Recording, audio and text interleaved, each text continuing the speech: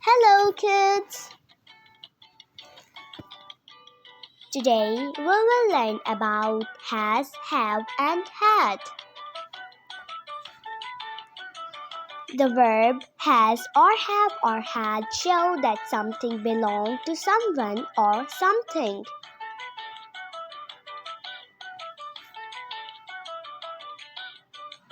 For example,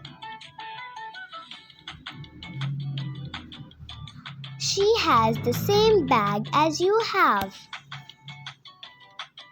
I have to go to bed.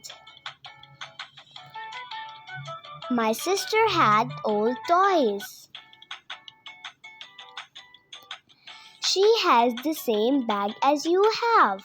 I have to go to bed.